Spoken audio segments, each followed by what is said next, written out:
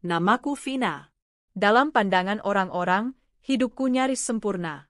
Aku punya suami yang penyayang, pekerja keras, dan selalu berusaha ada untuk keluarganya. Namanya Randy. Kami menikah sejak 5 tahun lalu, dan 2 tahun setelah pernikahan kami, lahirlah buah hati kami, Dinda, yang kini berusia 4 tahun. Hidupku juga dikelilingi oleh sahabat-sahabat yang tampak peduli. Salah satunya adalah Livia, sahabat yang sudah kuanggap seperti saudara kandungku sendiri. Sejak kuliah, Livia adalah tempat curhatku. Saat aku mengalami masalah, baik di kampus maupun rumah tangga, Livia selalu menjadi orang pertama yang kucari. Ia selalu tahu bagaimana cara menenangkanku, bahkan saat aku sendiri tak bisa memahami emosiku. Kami begitu dekat, hingga banyak orang mengira kami saudara karena kemiripan wajah dan kedekatan kami. Dia juga sering berkunjung ke rumahku, bermain dengan Dinda, dan tak jarang memasakkan makan malam jika aku terlalu lelah.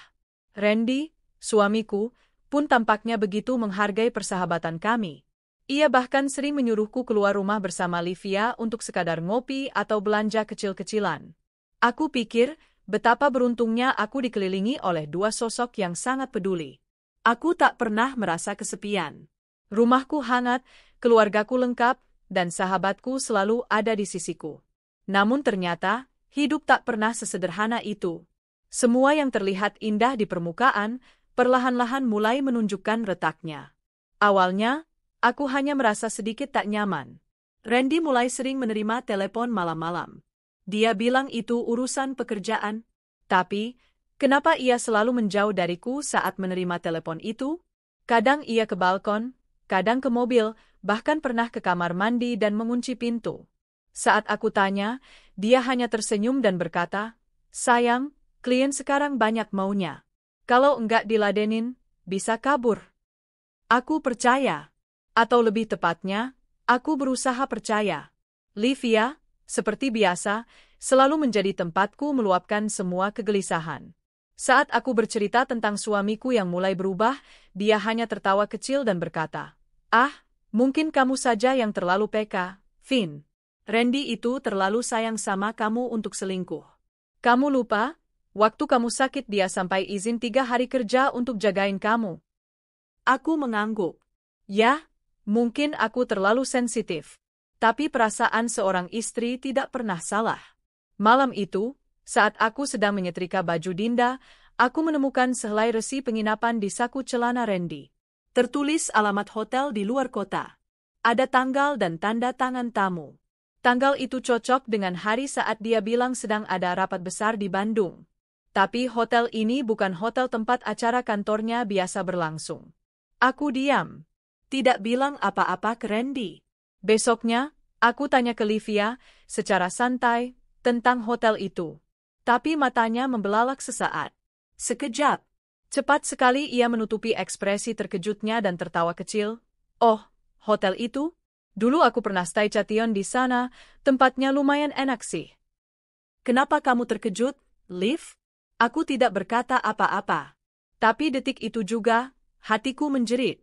Ada sesuatu yang tidak beres. Sejak saat itu, aku mulai mencatat jadwal keberangkatan Randy, alasan dia pergi, dan kemana tujuannya. Anehnya, hampir setiap 2 minggu sekali dia ditugaskan keluar kota. Tidak masuk akal. Perusahaannya bukan perusahaan besar yang harus mengirimkan staf untuk urusan luar kota secara rutin. Apalagi Randy bukan manajer. Dia hanya staf operasional. Di tengah kecurigaanku yang semakin besar, Livia justru semakin sering menemaniku. Bahkan, ketika Randy sedang dinas luar kota, Livia hampir selalu datang ke rumah untuk menemaniku dan Dinda. Ia membawakan makanan, bermain dengan anakku, bahkan sering bermalam hanya agar aku tidak merasa kesepian. Lucu, bukan? Orang yang paling menenangkanku saat hatiku mulai goyah, ternyata dia juga yang membuatku ingin memaki diriku sendiri karena begitu mudah percaya. Suatu malam, aku mendengar suara tangis Dinda dari kamar.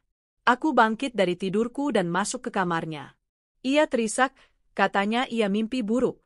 Aku peluk dia, kuusap rambutnya yang basah oleh keringat. Anak ini, satu-satunya cahaya dalam hidupku. Aku tak bisa membiarkan dia tumbuh dalam kebohongan. Pagi harinya, aku ambil cuti. Aku titipkan Dinda pada Mama. Lalu, dengan hati berdebar, aku mengikuti Randy yang berpamitan untuk dinas luar kota. Aku sewa taksi online, menyuruh sopir mengikuti mobil Randy dari kejauhan. Perjalanan cukup jauh, keluar kota. Mobil itu berhenti di sebuah kompleks perumahan tenang, tidak terlalu ramai, tapi terawat. Aku melihat Randy turun dari mobil, mengetuk pintu rumah bernuansa krem. Dan pintu itu dibuka oleh Livia. Dad, aku menahan napas. Tidak, ini tidak mungkin. Tapi tubuhku membeku saat kulihat Randy memeluk Livia. Bukan pelukan sahabat, tapi pelukan seorang suami pada istrinya. Mereka mencium pipi satu sama lain, tertawa, dan masuk ke rumah itu. Randy bahkan membawa tas dan koper. Bukan hanya sekedar mampir. Aku menangis dalam diam. Aku ingin berteriak, ingin membanting kaca mobil, ingin menyerbu rumah itu dan memukul mereka. Tapi aku tahu, emosiku tidak akan menyelesaikan apapun. Aku hanya wanita. Tapi aku bukan wanita lemah. Aku pulang dengan napas berat. Aku peluk Dinda malam itu lebih erat dari biasanya. Ia mengeluh sesak dan mendorong pelan, tapi aku tak melepaskannya. Apa yang akan Mama lakukan, Nak? Bisikku di kegelapan malam. Papa dan Tante Livia, mereka menusuk kita dari belakang. Sejak hari itu, aku memutuskan untuk diam. Aku tidak konfrontasi. Aku tidak tanya apapun. Aku hanya mengamati, menyusun satu persatu kepingan luka menjadi rencana. Karena kalau mereka bisa bermain di belakangku selama 3 tahun, maka aku bisa belajar bermain lebih rapi. Hari-hari setelah penemuanku di depan rumah itu tak pernah lagi sama. Meski aku tetap tersenyum, tetap menjalankan peran sebagai istri dan ibu, namun hatiku membeku. Aku tahu terlalu banyak, tapi belum siap membuat semua meledak. Bagiku, diam adalah senjata. Aku tahu, jika aku ingin membalas mereka, aku harus lebih tenang daripada mereka. Randy tetap dengan rutinitasnya, pulang malam, kadang berangkat pagi-pagi sekali, dan sesekali pamit, dinas, keluar kota. Aku menahan semua yang ingin aku teriakkan. Setiap kali melihat wajahnya, aku hanya menunduk, pura-pura sibuk dengan pekerjaan rumah, atau menidurkan Dinda. Sementara Livia, ia tetap sering datang ke rumah. Tetap dengan raut wajah lembutnya. Tetap dengan pelukannya yang hangat saat melihatku murung. Dan setiap kali ia menyentuh bahuku, aku ingin menampar tangannya. Tapi aku menahan diri. Karena aku punya rencana. Aku mulai mengumpulkan bukti. Aku foto mobil Randy saat parkir di depan rumah Livia. Aku simpan tangkapan layar pesan-pesan mesra mereka yang berhasil kuakses lewat laptop Randy saat ia lupa logout akun emailnya. Aku juga merekam panggilan suara yang tanpa sadar dia lakukan di balkon rumah ketika berbicara dengan Livia, menyebutnya, sayang, dan mengatakan rindu. Semua itu kusimpan rapi dalam sebuah folder di flash disk yang tersembunyi di balik rak buku dapur, tempat yang tak pernah disentuh siapapun kecuali aku. Dalam diam, aku juga mulai membangun kekuatanku. Aku kembali ke kantor ayahku, tempat di mana Randy juga bekerja, meskipun hanya sebagai staf. Sebelumnya, aku mundur setelah melahirkan Dinda, tapi ayahku tak pernah mencoret namaku sebagai salah satu direktur utama. Aku hanya mengambil cuti panjang, yang sewaktu-waktu bisa kuakhiri kapanpun aku mau. Aku kembali duduk di kursi direktur, dan perlahan mulai melibatkan diriku dalam pengelolaan operasional. Aku tak menyentuh posisi Randy, belum saatnya. Aku hanya ingin tahu lebih dalam, apakah kebohongan Randy juga melibatkan urusan kantor? Dan benar saja. Laporan perjalanan dinas yang diajukan fiktif. Dia bahkan memalsukan tanda tangan atasan untuk pengeluaran operasional. Ini bukan hanya pengkhianatan cinta. Ini pengkhianatan integritas. Livia, di sisi lain, semakin berani. Suatu sore, dia datang ke rumah sambil membawa kue, seperti biasa. Ia duduk di ruang tamu dan melihat ke arah Dinda yang sedang bermain. Dinda lucu ya, Vin. Kayaknya dia makin mirip papanya deh. Aku hanya tersenyum, menahan muntah. Betapa liciknya kau, Livia. Saat itu, aku berpikir, mungkin inilah waktu yang tepat untuk menjebak mereka lebih dalam. Aku ingin mereka semakin nyaman, semakin merasa aman, semakin merasa menang. Karena saat aku membalikkan keadaan nanti, tidak akan ada ruang lagi untuk berdiri bagi mereka. Aku sengaja merancang perjalanan keluarga kecil kami. Aku ajak Randy dan Dinda menginap di villa milik keluarga kami selama 2 malam. Dan selama itu, aku menyimpan semua ponsel Randy dalam kotak pengaman sinyal yang kubeli secara online. Aku ingin tahu apa reaksi Livia saat tidak bisa menghubungi Randy selama 2 hari penuh. Benar saja.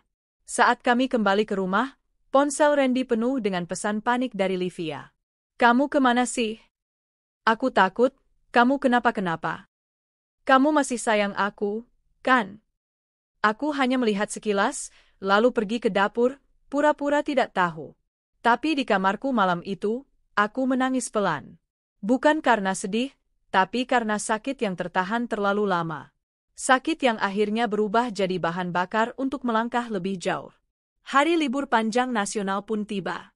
Randy pamit untuk mengajak beberapa rekan kerja ke luar negeri, katanya ada studi banding ke Singapura. Aku pura-pura percaya, bahkan mempersiapkan koper dan paspor untuknya. Tapi aku tahu, dia tidak pergi bersama tim kantor. Dia pergi bersama Livia. Aku membiarkan mereka pergi. Aku bahkan menyelipkan uang saku dalam dompet Randy. Hati-hati ya, sayang, ucapku manis sambil mencium pipinya. Begitu mereka berangkat, aku bergerak cepat. Aku panggil HRD kantor dan memproses surat pemecatan Randy secara resmi atas dasar pelanggaran etika dan pemalsuan data. Aku menghubungi pihak bank dan memblokir semua rekening bersama yang selama ini kugunakan untuk memenuhi kebutuhan rumah tangga kami, termasuk kartu ATM Randy yang terhubung dengan rekeningku. Lalu, aku kumpulkan semua bukti. Semua tangkapan layar, foto, rekaman, dan kutulis surat pribadi kepada Livia yang akan kuberikan pada saat yang tepat. Aku tidak ingin mereka tahu sekarang. Aku ingin mereka merasa benar-benar tenang sebelum badai datang. 3 hari kemudian, saat mereka masih berada di luar negeri, Livia menghubungiku lewat WhatsApp. Livia, Vin, kamu tahu nggak ATM aku ditolak terus pas mau bayar makan di sini wajah menangis kencang, kamu bisa tolong cek nggak kenapa? Aku, oh, kamu liburannya? Sama siapa? Livia, hehe bareng teman. Cuma nyantai sebentar. Teman? Teman yang tidur sekamar? Mungkin? Tak lama kemudian, Randy juga menghubungiku. Ia panik. Randy, sayang, ATM-ku error, semua transaksi decline. Kamu tahu kenapa? Aku, mungkin karena kamu sudah bukan bagian dari keluarga kami lagi. Tak ada balasan selama beberapa menit. Aku bisa membayangkan wajah Randy yang pucat saat itu. Beberapa jam kemudian, telepon masuk. Kali ini dari Livia. Vina, kamu tahu nggak sih apa yang terjadi? Kode ATM Randy juga nggak bisa? Dan tadi dia dapat email pemecatan. Ada apa, Vin? Aku menjawab tenang. Livia, kamu ingat waktu aku cerita tentang mimpi buruk soal suamiku selingkuh? Kamu yang pertama kali bilang aku cuma halu. Ingat? Loh, aku? Sekarang mimpi burukku jadi nyata. Dan pelakunya ternyata kamu. Diam. Aku melanjutkan, kalian pikir kalian bisa menyakiti aku selama 3 tahun dan aku tidak akan tahu? Aku diam, bukan karena bodoh. Tapi karena aku menunggu waktu yang tepat. Vina, kami bisa jelasin. Sudah terlambat, Liv. Semua sudah jelas. Termasuk bukti pernikahan siri kalian di luar kota. Rumah kalian di kota lain. Dan semua pengkhianatan yang kalian lakukan selama aku percaya dan menyayangimu sebagai sahabat. Livia terisak. Aku menghela napas panjang. Kamu tahu, Liv, kamu bukan hanya merebut suamiku. Kamu juga merampas kepercayaanku, kesetiaku, dan harga diriku. Tapi mulai sekarang, aku akan mengambil semuanya kembali. Setelah percakapan itu, aku blokir nomor mereka. Aku minta resepsionis hotel tempat mereka menginap mengantar surat pemecatan dan surat pribadi dariku. Dalam surat itu, aku menulis, "Selamat menikmati liburan terakhir kalian dengan uang yang bukan milik kalian. Mulai hari ini, kalian bukan siapa-siapa bagiku. Tidak ada rumah yang menunggu, tidak ada rekening yang aktif, dan tidak ada pintu yang terbuka untuk kalian kembali. Kalian menari di atas lukaku selama 3 tahun. Sekarang, nikmati bagaimana rasanya jatuh dari puncak dengan wajah telanjang. Dan aku kembali ke rumah, menyambut Dinda dengan pelukan. Untuk pertama kalinya dalam 3 tahun, aku bisa bernapas tanpa beban. Karena aku tahu, aku telah membalaskan semuanya, bukan dengan emosi, tapi dengan kendali. 3 minggu setelah pemecatan dan pengusiran yang kulakukan pada Randy dan Livia, rumah ini terasa berbeda. Lebih tenang, lebih damai. Tidak ada lagi suara dering telepon yang mencurigakan tengah malam, tidak ada lagi tawa palsu Randy saat menelepon rekan kerja, dan tidak ada lagi pelukan pura-pura dari Livia yang menusuk lebih dari sembilu.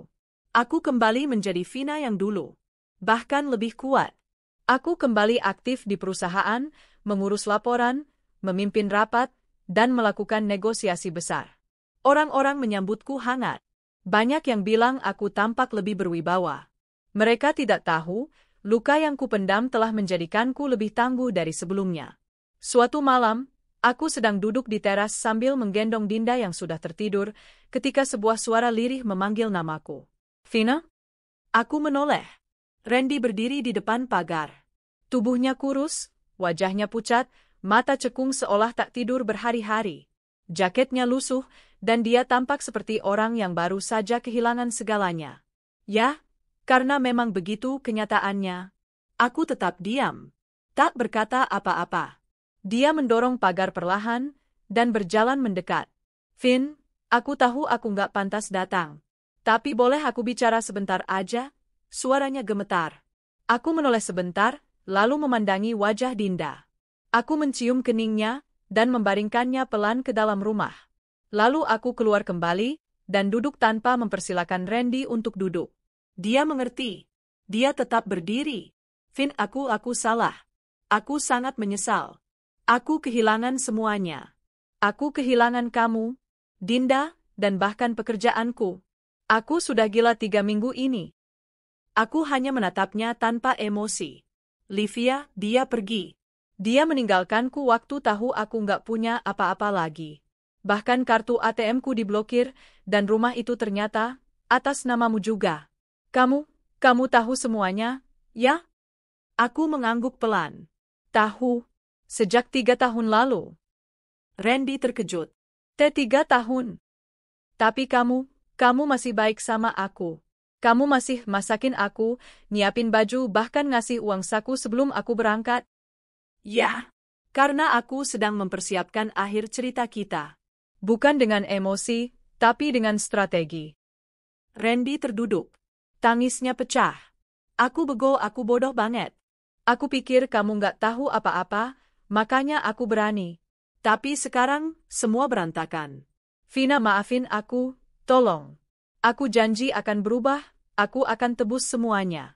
Aku akan mulai dari bawah. Asal kamu izinkan aku pulang demi Dinda. Aku menatapnya tajam. Kamu datang bukan karena menyesal, Ren. Tapi karena kamu kehilangan. Kamu datang karena Livia meninggalkanmu. Bukan karena kamu sadar telah menghancurkan hatiku. Bukan begitu, Vin. Aku memang salah. Tapi aku tahu aku sayang sama kamu. Aku tersenyum miris. Sayang? Kamu menyebut hubunganmu dengan Livia selama 3 tahun itu, Bilaf? Randy, aku tidak sebodoh itu. Vina, aku mohon, aku nggak bisa hidup kayak gini. Aku tidur di kos murahan. Aku makan mie instan tiap hari. Aku ngamen buat makan 2 hari lalu. Aku memejamkan mata sebentar. Luka lama terbuka kembali. Tapi bukan karena haru, karena jijik. Dia menangis bukan karena menyesal menyakitiku, tapi karena kehidupannya tak senyaman dulu. Pergi, Ren. Aku sudah cukup sabar.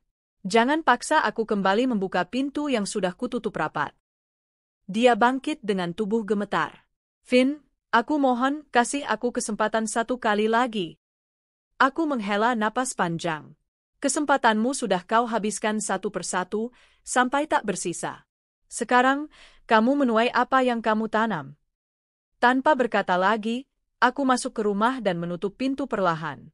Kudengar isaknya di luar. Tapi aku tak membuka pintu lagi. Beberapa hari kemudian, aku mendapat kiriman bunga ke kantor. Buket mawar merah dengan kartu kecil bertuliskan, "Aku akan menebus semuanya. Tolong beri aku waktu." Randy.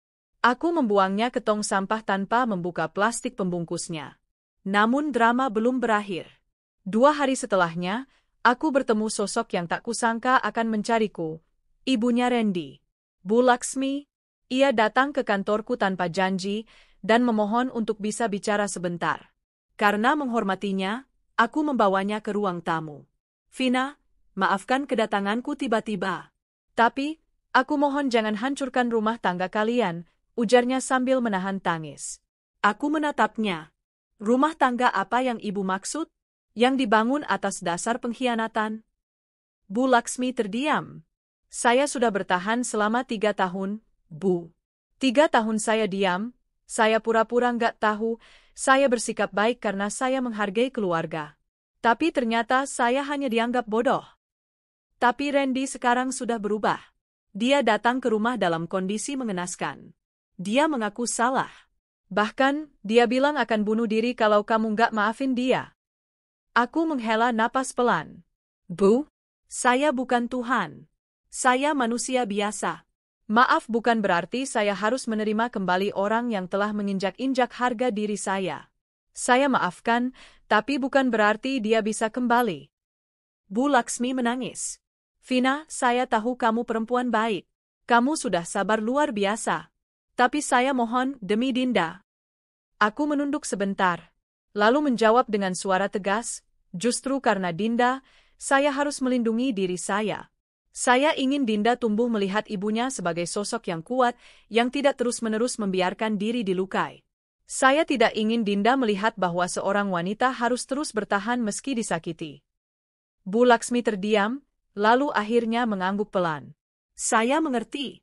Meski berat, saya menghormati keputusanmu." Beberapa minggu berlalu. Randy tetap mencoba menghubungiku. Kadang lewat email, kadang menitip pesan melalui teman-teman kantor, bahkan lewat sopir antar jemput Dinda. Tapi aku tetap diam. Tidak membalas, tidak membuka celah sedikit pun. Aku tahu, jika aku goyah, semuanya akan terulang lagi. Sampai suatu malam, aku mendapat pesan dari sebuah nomor tak dikenal. "Bu Vina, mohon maaf, saya perawat jaga di RS Melati. Pak Randy dilarikan ke UGD karena overdosis obat tidur." Dia menyebut nama ibu terus-menerus. "Apakah ibu bisa datang?" Tanganku gemetar. Bukan karena cinta, tapi karena manusia yang pernah menjadi bagian hidupku sedang menggantung nyawanya. Aku datang, tidak untuk dia, tapi untuk hatiku sendiri. Untuk memastikan bahwa aku sudah benar-benar bebas. Randy terbaring lemah di ranjang UGD. Tubuhnya kurus, kulitnya pucat, dan napasnya berat. Ketika aku masuk, dia membuka matanya perlahan. Lalu tersenyum lirih. "Vina, kamu datang?" Aku hanya berdiri di ujung ranjang. Tak bergerak. Aku pikir kamu nggak bakal datang," bisiknya. "Aku datang bukan karena aku ingin kembali. Tapi karena aku ingin melihat bahwa kamu masih punya kesempatan untuk memperbaiki hidupmu, tanpa aku." Tangisnya pecah. "Aku kehilangan semuanya, aku cuma pengen kamu tahu, aku benar-benar nyesel." Aku mengangguk. Rasa sesal itu penting, Ren. Tapi bukan untuk membuatku kembali. Tapi untuk membuatmu belajar. Aku menyerahkan secarik kertas. "Ini, surat persetujuan cerai. Aku sudah tanda tangani. Aku harap kamu segera menyelesaikannya." Dia mengangguk perlahan, meski air mata terus mengalir. Aku pun pergi, tanpa menoleh lagi. Dan untuk pertama kalinya, langkahku terasa ringan. Aku tidak lagi terikat oleh masa lalu. Tidak lagi terbelenggu oleh rasa bersalah. 3 bulan kemudian, aku dan Dinda pindah ke rumah baru yang lebih kecil namun hangat. Rumah yang kubeli dengan namaku sendiri. Rumah yang penuh tawa dan kejujuran, bukan kepura-puraan. Aku mulai menulis buku tentang perjalanan hidupku, tentang luka dan kekuatan yang datang darinya. Buku itu kutulis bukan untuk balas dendam, tapi untuk menginspirasi perempuan lain di luar sana yang mungkin terjebak dalam kebisuan seperti aku dulu. Dan Livia? Dia pindah keluar kota. Aku dengar hidupnya tidak berjalan semulus yang dia bayangkan. Karirnya hancur, reputasinya rusak, dan tak ada teman sejati yang benar-benar peduli padanya. Aku tidak bersuka cita atas penderitaan mereka. Tapi aku bersyukur bahwa semesta bekerja tepat waktu. Hidupku tidak lagi bergantung pada siapapun, kecuali diriku sendiri dan Dinda. Aku tidak lagi bangun pagi-pagi untuk menyiapkan sarapan bagi seseorang yang pura-pura mencintaiku. Kini, aku bangun untuk mengatur hidupku sendiri dan membangun dunia baru bagi putri kecilku yang polos, yang masih percaya bahwa dunia ini tempat yang aman dan indah. Setiap pagi, aku dan Dinda punya ritual kecil. Kami menyeduh teh hangat sambil duduk di balkon rumah mungil kami, menyapa mentari, dan saling bercerita tentang mimpi semalam. Dinda selalu punya cerita lucu, kadang mengarang-ngarang, tapi aku biarkan. Imajinasi itu adalah tanda bahwa ia masih anak-anak, dan sebagai ibu, tugasku menjaga agar hatinya tetap ceria. Hari-hariku kini dipenuhi oleh kegiatan baru. Setelah perceraianku resmi diumumkan, dan tidak ada drama lanjutan dari pihak Randy atau Livia, aku mulai menyibukkan diri dengan menulis.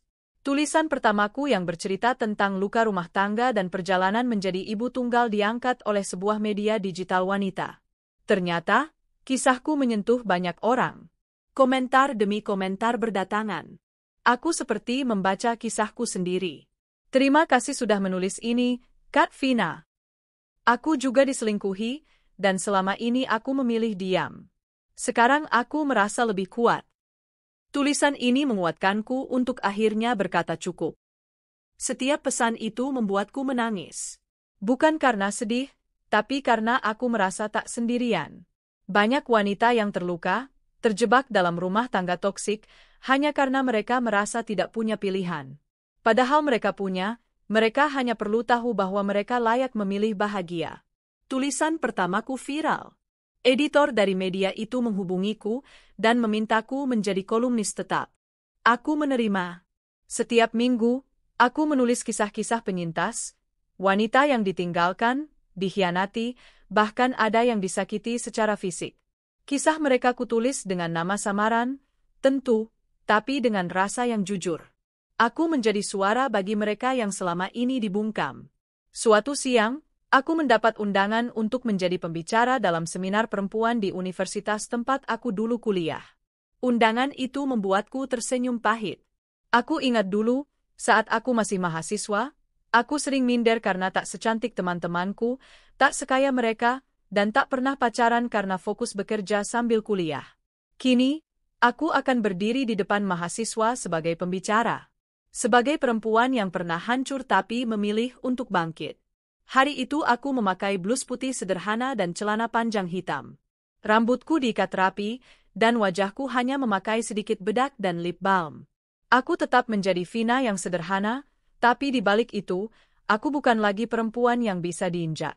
Saat naik ke podium, aku sempat gugup. Tapi ketika melihat puluhan pasang mata yang menatapku dengan antusias, hatiku tenang. Aku bukan perempuan yang kuat dari awal, ucapku memulai, aku dibentuk oleh luka, oleh pengkhianatan, dan oleh keputusan sulit yang harus kuambil demi anakku. Suasana ruangan hening. Beberapa mahasiswa mencatat, beberapa merekam, dan sebagian lainnya menatapku dengan mata berkaca.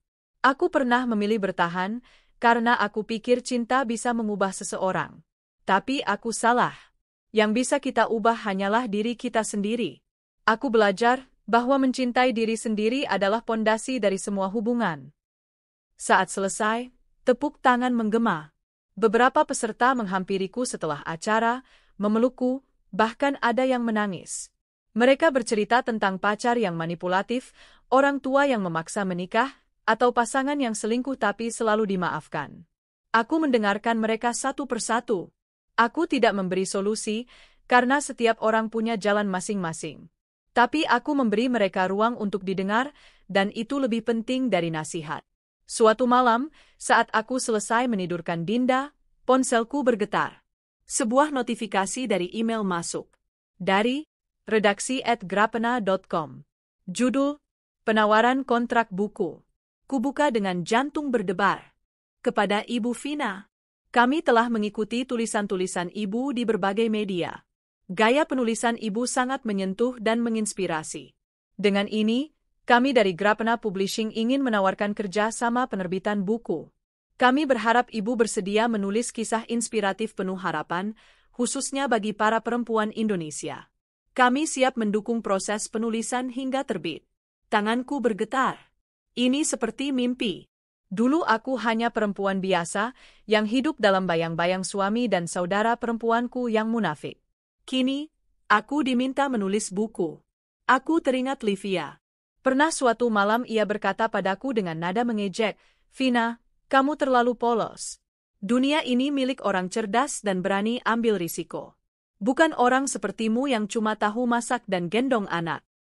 Dan sekarang, dunia menatapku bukan sebagai ibu rumah tangga sederhana, tapi sebagai perempuan yang bangkit dari reruntuhan. Hari demi hari berlalu. Kontrak dengan Grapena kutandatangani, dan aku mulai menulis bukuku dengan penuh cinta. Buku itu kuberi judul, Aku Bukan Korban, Aku Penyintas. Di sela-sela menulis, aku tetap menjalankan tugasku sebagai ibu. Dinda mulai masuk TK. Ia tumbuh jadi anak yang ceria, cerdas, dan penuh kasih. Suatu hari, ia menggambar sebuah gambar dan memberikannya padaku. "Ini aku dan Mama," katanya sambil tersenyum. Di gambar itu, ada dua sosok perempuan, aku dan dirinya, berpegangan tangan dengan pelangi di belakang. "Aku nggak gambar Papa, boleh ya, Emma?" bisiknya pelan. Aku terdiam sejenak, lalu memeluknya. "Boleh, sayang. Kamu boleh menggambar apapun yang kamu mau. Ini duniamu juga." Aku tahu Dinda mengerti, meski masih kecil. Ia merasakan kelegaan yang sama sepertiku sejak kami tak lagi serumah dengan ayahnya. Ia tak pernah bertanya tentang keberadaan Randy. Sesekali saja, saat mimpinya buruk, ia hanya berbisik, "Mama, peluk aku." Dan aku selalu ada untuknya. Tepat 1 tahun setelah perpisahan resmiku dengan Randy, aku meluncurkan bukuku dalam sebuah acara peluncuran kecil yang diselenggarakan Grapena. Acara itu sederhana, tapi penuh makna. Buku itu segera masuk daftar buku paling dicari dalam kategori non-fiksi wanita di beberapa toko daring. Setelah acara, seorang pria menghampiriku. Wajahnya ramah, berkacamata, dan mengenakan jas abu-abu sederhana. "Selamat atas bukunya, Bu Vina," katanya sambil tersenyum. "Saya Raka, editor senior Grapena." "Oh, jadi ini orang di balik email yang mengubah hidup saya," tandaku sambil menjabat tangannya. Raka tertawa kecil. "Sebenarnya, bukan hanya tulisan ibu yang menarik perhatian kami, tapi juga cara ibu menyampaikan rasa. Itu yang langka. Buku ibu ini bukan sekadar kisah, tapi kekuatan." Obrolan kami berlanjut hingga keluar gedung. Kami bicara tentang buku, tentang dunia literasi, dan sesekali tentang anak-anak. Raka ternyata duda juga, ayah dari 1 anak laki-laki. Entah kenapa, aku merasa nyaman berbicara dengannya. Bukan karena ingin mencari pasangan baru, tapi karena untuk pertama kalinya sejak lama, aku merasa bisa dihargai sebagai pribadi. Bukan sebagai istri, bukan sebagai ibu saja, tapi sebagai aku. Malam itu, saat menatap langit dari balkon, aku teringat seluruh perjalanan ini. Tentang rasa sakit, pengkhianatan, perjuangan, dan keberanian. Tentang bagaimana aku hampir hancur, tapi memilih bangkit. Aku sadar, hidup tidak pernah memberi kita jaminan bahwa kita akan selalu bahagia. Tapi hidup selalu memberi pilihan, menyerah, atau bertahan. Dan aku memilih bertahan. Buku itu terus menyebar. Dari toko ke toko, dari tangan ke tangan, bahkan dari satu komunitas ibu-ibu ke komunitas lainnya. Tiap hari aku menerima pesan dari perempuan yang berkata mereka merasa lebih kuat setelah membaca kisahku. Satu persatu, media nasional mulai melirik. Aku diwawancarai di acara podcast Perempuan Inspiratif, diundang menjadi narasumber di seminar perempuan tangguh, bahkan menjadi duta kampanye anti kekerasan dalam rumah tangga. Namun bukan itu yang paling membuatku bahagia. Yang paling membahagiakan adalah ketika Dinda melihatku bicara di televisi dan berkata dengan bangga, "Itu Mama. Mama yang kuat dan cantik." Tangisku pecah saat itu juga. Semua rasa lelah dan sakit yang pernah kualami terasa terbayar lunas. Namun, hidup kadang punya cara aneh menguji hati yang mulai tenang. Hari itu, langit tampak mendung. Aku baru saja pulang dari menjadi pembicara di sebuah komunitas ibu tunggal ketika pintu rumahku diketuk keras-keras. Aku mendekat sambil menggendong Dinda yang sedang tertidur di bahuku. Saat pintuku buka, hatiku langsung menciut. Randy berdiri di sana. Sendirian. Wajahnya jauh dari sosok angkuh yang dulu ku kenal. Matanya cekung, bajunya lusuh. Ia tampak seperti seseorang yang kehilangan arah. Suaranya serak. Boleh aku bicara sebentar? Aku menggenggam erat Dinda yang masih tertidur. Mataku dingin. Sudah lewat waktu bicaramu, Ren. Tapi kalau ini soal Dinda, kita bisa bicarakan lain hari, di tempat yang resmi. Bukan, ia menunduk, suaranya gemetar. Aku datang bukan untuk merebut Dinda. Aku tahu aku salah, sangat salah. Aku datang cuma mau minta maaf. Aku diam. Mataku tak berkedip menatapnya. Aku kehilangan semuanya, Finn. Livia ternyata hamil anak orang lain. Setelah kami menikah, dia berubah. Uangku habis. Rumah yang dulu kita tempati aku gadaikan demi dia. Lalu dia kabur dengan lelaki lain, bawa semua hartaku. Aku ditinggalkan, Finn. Mataku masih dingin. Aku tidak pernah membayangkan bisa merasa kasihan kepada seseorang yang pernah menghancurkan hidupku, tapi anehnya, aku tidak merasakan apapun. Tidak marah, tidak benci, tidak iba. Hanya hampa. Aku nggak datang untuk minta kembali, Finn. Aku tahu nggak pantas. Tapi aku cuma ingin minta maaf, karena aku bodoh. Karena aku menyanyiakan perempuan sebaik kamu dan anak sekecil Dinda. Tangannya gemetar saat menghapus air mata yang mulai jatuh. Tapi aku tetap diam. Aku ingin minta izin, suatu saat, kalau kamu sudah bersedia, aku ingin jadi ayah bagi Dinda. Aku siap ditebus, Finn. Aku tahu aku salah. Aku menghela napas panjang. Kutatap wajahnya, wajah yang dulu pernah kucintai, yang dulu kupeluk saat aku masih percaya pada cinta yang salah. Ini? Suaraku tenang. Terima kasih sudah datang. Tapi aku tidak butuh permintaan maafmu. Aku sudah memaafkanmu sejak lama, bukan karena kamu layak dimaafkan, tapi karena aku ingin bebas dari dendam. Ia terdiam. Dan soal Dinda, nanti kita bicara di pengadilan. Aku tidak menutup pintu untuk hubungan ayah dan anak. Tapi kalau kamu mau benar-benar menebus kesalahan, mulai dari tanggung jawab. Dinda bukan alat penebus dosa. Dia manusia. Dia butuh ayah yang konsisten, bukan yang datang saat hidupnya hancur. Randy menunduk. Aku akan buktikan, Finn, walaupun pelan-pelan. Aku akan mulai dari manapun kamu izinkan. Aku mengangguk ringan. Kalau kamu sungguh berubah, bukan aku yang akan melihat itu. Dinda yang akan tahu sendiri. Tanpa menunggu lebih lama, aku menutup pintu perlahan. Dan malam itu, untuk pertama kalinya setelah sekian lama, aku tersenyum, karena aku tahu hatiku sudah sembuh. Beberapa hari setelah pertemuan itu, aku menerima telepon tak terduga lagi. Kali ini dari nomor tak dikenal. Assalamualaikum, ini Vina. Aku langsung mengenali suara itu. Livia? Ya.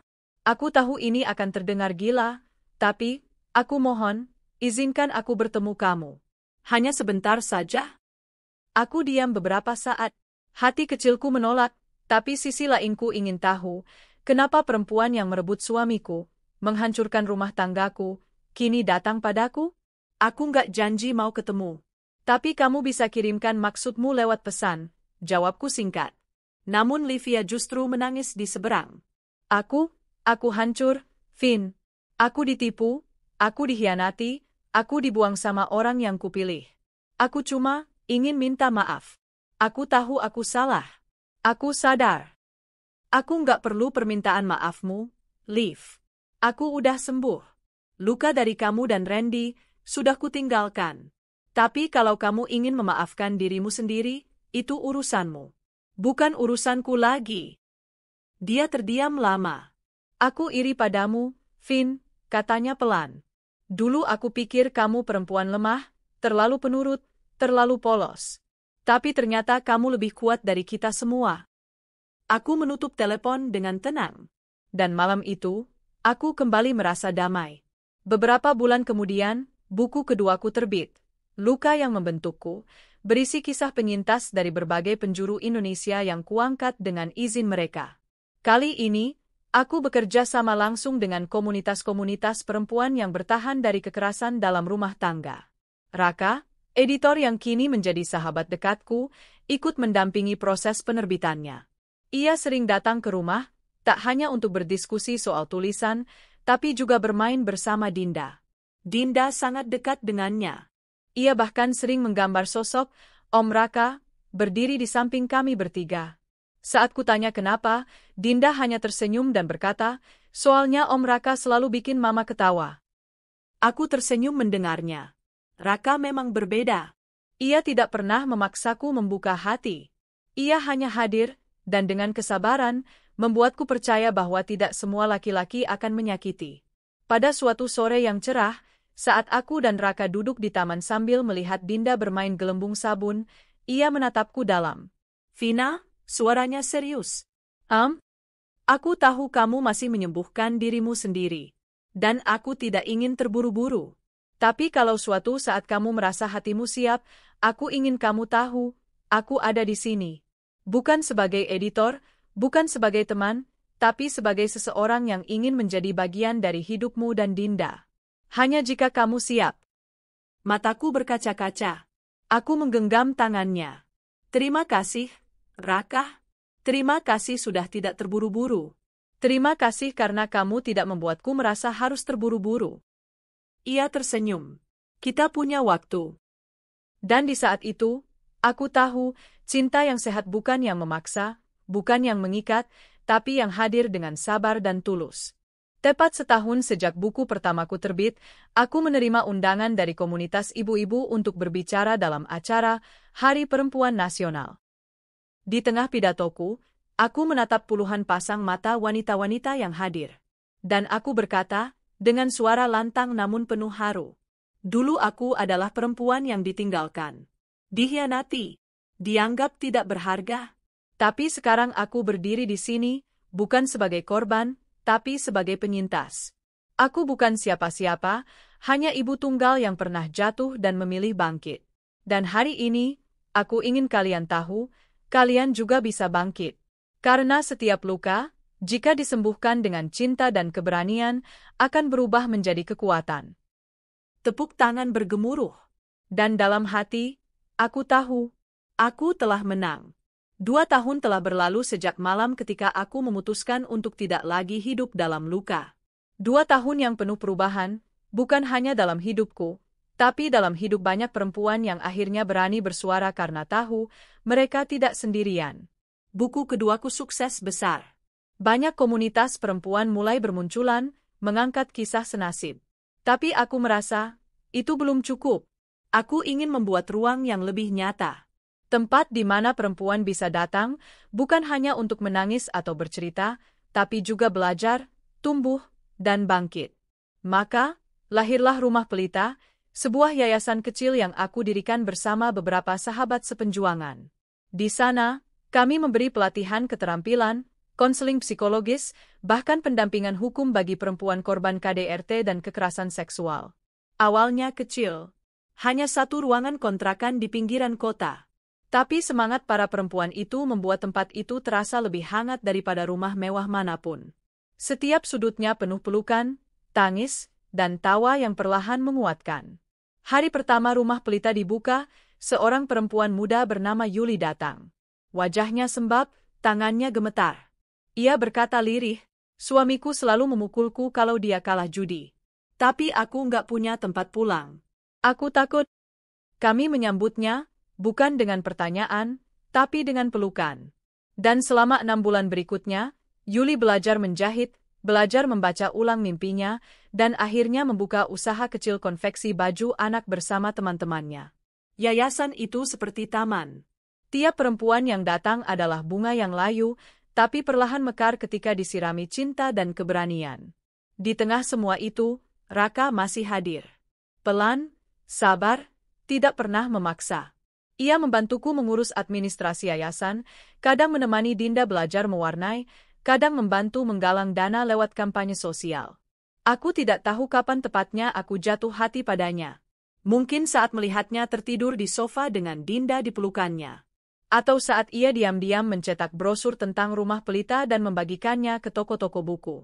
Atau saat ia berkata, "Aku tidak akan pernah mengambil tempat ayah kandung Dinda, tapi aku ingin jadi sosok yang membuatnya merasa aman." Raka bukan pria yang banyak bicara, tapi tiap tindakannya adalah bukti bahwa cinta bisa hadir tanpa suara, tanpa bunga, tanpa janji-janji besar, cukup dengan hadir dan tidak pergi. Pada suatu malam, setelah kami selesai merapikan yayasan, ia mengajakku duduk di teras kecil rumah pelita. Langit malam tampak penuh bintang. Aku ingat karena saat itu udara terasa hangat meski musim hujan. "Vina," katanya pelan, "aku tahu kamu sudah melalui banyak hal. Aku nggak ingin jadi pria yang datang lalu pergi. Tapi kalau kamu bersedia, aku ingin menjadi rumah bagimu. Rumah yang tidak pernah memaksa, hanya menunggu dan memeluk." Aku menatapnya, dan untuk pertama kalinya, aku tidak ragu. Aku tidak tahu bagaimana cara mencintai yang benar, Raka. Tapi kalau kamu bersedia belajar bersamaku, aku juga bersedia membuka hati. Ia tersenyum, menggenggam tanganku.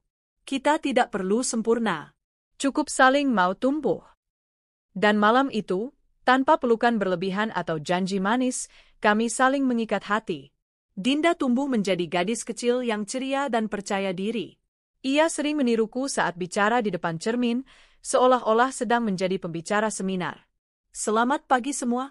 Hari ini kita harus kuat, harus pintar, harus berani," katanya sambil mengangkat tangan kecilnya. Aku dan Raka hanya bisa tertawa. Tapi di dalam hati, aku menangis bahagia.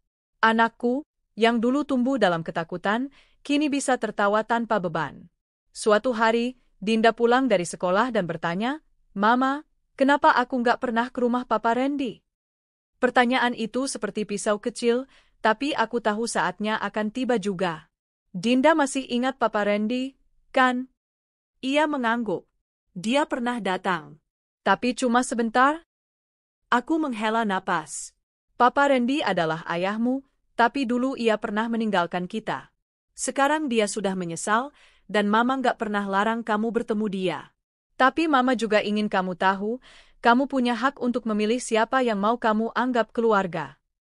Dinda terdiam sejenak, lalu berkata, "Kalau begitu, aku pilih Om Raka jadi papaku juga.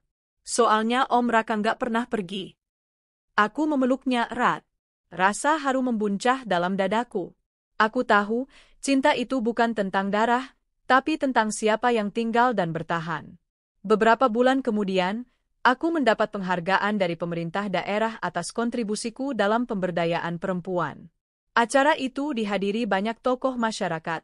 Saat aku berdiri di atas panggung menerima piagam, aku melihat wajah-wajah bangga di antara kerumunan, Raka, Dinda, sahabat-sahabat di rumah pelita, dan para perempuan yang dulu datang dengan luka tapi kini berdiri tegak dengan senyum di wajah mereka. "Aku bukan siapa-siapa," kataku saat diberi kesempatan pidato. "Aku hanyalah satu dari banyak perempuan yang pernah jatuh dan bangkit. Dan jika hari ini aku bisa berdiri di sini, itu karena aku tidak sendiri. Karena di belakangku, ada pelukan yang tak pernah menghakimi, ada tangan-tangan yang menguatkan, dan ada cinta yang datang tanpa syarat." Tepuk tangan menggema. Tapi lebih dari itu, aku tahu, inilah kemenangan sejati. Saat kita tak hanya menyembuhkan diri sendiri, tapi juga menjadi alasan orang lain sembuh. Beberapa minggu setelah acara itu, Raka mengajakku makan malam di tempat yang tenang. Sebuah kafe kecil di pinggir danau, tempat pertama kali kami membahas naskah buku. Tapi malam itu suasananya berbeda. Ada lilin kecil di meja. Ada bunga mawar yang diselipkan di atas piring. "Vina," katanya sambil tersenyum, "aku sudah lama tahu bahwa kamu perempuan yang luar biasa. Dan aku ingin mendampingi kamu, bukan untuk melindungi, tapi untuk berjalan bersisian. Menjadi teman, sahabat, suami, dan ayah yang bisa diandalkan untuk Dinda. Jadi malam ini, aku ingin bertanya." Ia membuka sebuah kotak kecil. Cincin sederhana tapi bermakna terletak di dalamnya. "Maukah kamu menikah denganku?" Air mataku jatuh seketika. Bukan karena lamaran itu mewah, tapi karena selama ini aku tidak pernah berharap akan dicintai lagi sedalam ini. Aku mengangguk pelan. Ya, Raka. Aku mau. Pernikahan kami digelar sederhana. Di halaman rumah pelita, dikelilingi bunga kertas, tawa anak-anak, dan perempuan-perempuan kuat yang dulu datang dengan luka dan kini menjadi keluargaku. Dinda menjadi gadis kecil yang membawa cincin ke altar, mengenakan gaun putih kecil dan senyum manis di wajahnya. Saat aku dan Raka mengucap janji di bawah langit sore yang hangat, aku tahu, ini bukan akhir cerita. Ini adalah awal dari babak baru, bab di mana cinta tidak lagi menyakitkan, tapi menyembuhkan. 3 tahun setelah pernikahan kami, halaman belakang rumah pelita tak pernah sepi dari tawa. Dinda kini duduk di bangku kelas 2 SD dan menjadi anak yang sangat aktif. Kadang ia membantu menyusun buku-buku di perpustakaan kecil yayasan, kadang ikut ibu-ibu belajar memasak.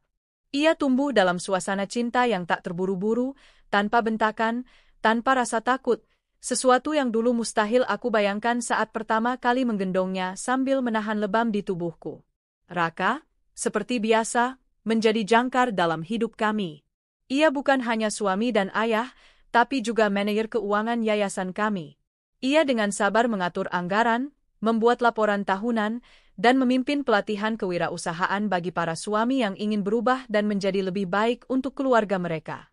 Ya, kami bahkan mulai membuka program untuk laki-laki. Karena kami sadar, membasmi akar kekerasan tidak cukup hanya dengan memperkuat perempuan, kami harus juga mengubah pola pikir laki-laki. Dan di luar dugaan, banyak yang datang. Laki-laki muda, tua, bahkan beberapa mantan pelaku yang menangis karena menyesal. Aku duduk di ruang konseling rumah pelita saat seorang perempuan muda datang menggenggam bayinya erat. Wajahnya pucat, suaranya bergetar. Namaku Aisyah, aku lari dari rumah tadi pagi. Suamiku mau membakar tangan bayiku karena dia menangis terlalu keras. Aku menggigil mendengarnya. Tapi seperti biasa, aku tersenyum dan menggenggam tangannya. Kamu di tempat yang aman sekarang. Aisyah tinggal di tempat penampungan sementara kami selama hampir 9 bulan. Ia belajar menjahit, memasak, dan ikut pelatihan membuat sabun organik. Setelah 1 tahun, ia membuka usaha sabun herbal dan menyewa kamar kecil di dekat yayasan. Kini, ia sering datang sebagai mentor bagi para ibu muda lainnya. Aku dulu hanya tahu menangis, katanya saat pelatihan. Tapi sekarang aku tahu caranya melindungi diriku dan anakku. Aku melihatnya berdiri tegak, menggendong anaknya, dan aku tahu, ini adalah alasan mengapa aku hidup. Mengapa aku tidak menyerah saat dunia seolah menelanku habis. Buku ketigaku terbit berjudul, Perempuan Tak Pernah Lemah. Kali ini bukan hanya kisahku, tapi juga kisah para penyintas yang telah menjadi inspirasi. Buku ini lebih dari sekadar kumpulan cerita, tapi menjadi panduan, sebuah pelita, untuk mereka yang sedang berjalan dalam gelap. Aku diundang ke berbagai kota, ke universitas, ke komunitas-komunitas kecil. Dalam setiap sesi, aku selalu berkata hal yang sama. Aku bukan perempuan yang sempurna. Aku bukan tokoh utama dari novel manapun. Tapi aku perempuan yang pernah dipukul, dihina, ditinggalkan. Dan sekarang aku berdiri di sini. Jika aku bisa, kalian juga bisa. Tiap kali aku berkata itu, mataku selalu mencari Raka di antara kerumunan. Ia selalu ada. Tak pernah bosan mendengarku mengulang cerita yang sama. Karena baginya, bukan ceritanya yang penting, tapi orang-orang yang mendengarnya. Suatu hari, rumah pelita menerima dana hibah dari lembaga internasional. Dana itu cukup besar, cukup untuk memperluas bangunan dan membuka cabang kecil di kota tetangga. Kami pun mengadakan perayaan kecil. Di atas panggung kayu yang kami bangun dengan tangan sendiri, kami merayakan bukan hanya keberhasilan yayasan, tapi keberhasilan tiap perempuan yang bertahan.